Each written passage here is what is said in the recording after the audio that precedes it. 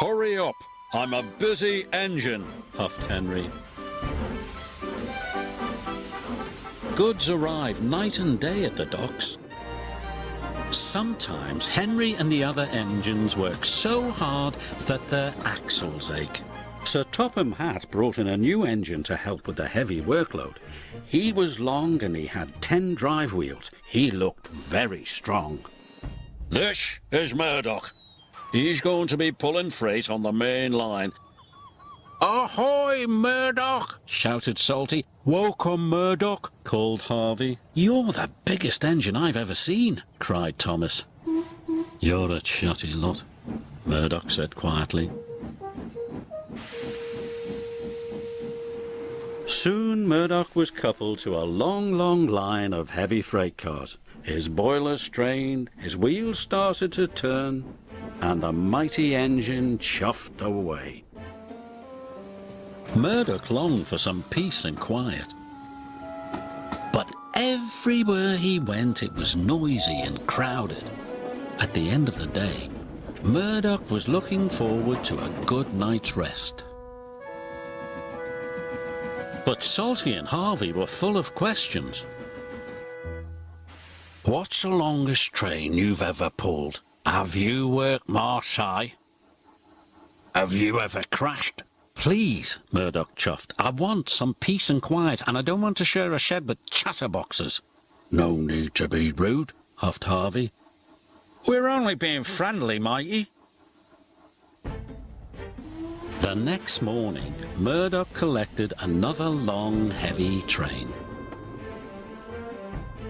This time he chuffed into the beautiful countryside. It was splendid.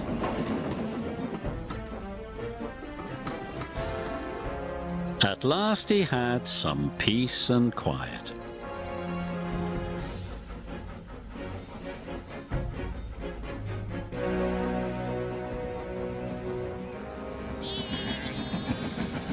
Suddenly his driver applied the brakes.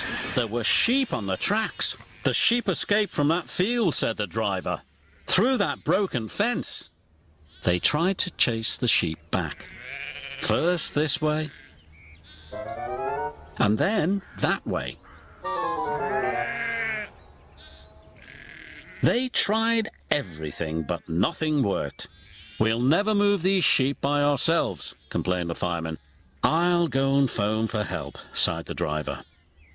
Murdoch was very unhappy. The noisy sheep were spoiling his peace and quiet.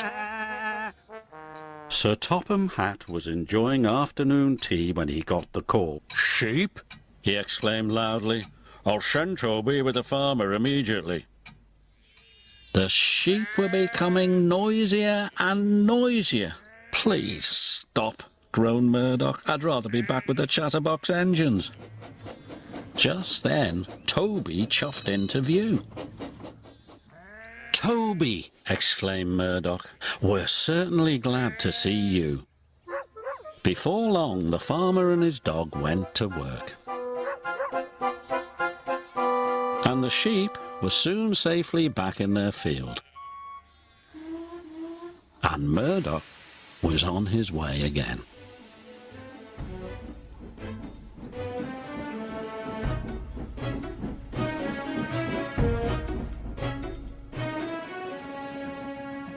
That evening, Murdoch parked between Harvey and Salty, but Murdoch spoke first.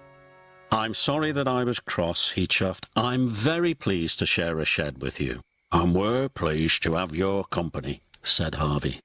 Aye, we are, added Salty. It reminds me of a story. Murdoch smiled. The sound of bar, bar, bar would have kept him awake, but a Salty story would send him happily to sleep.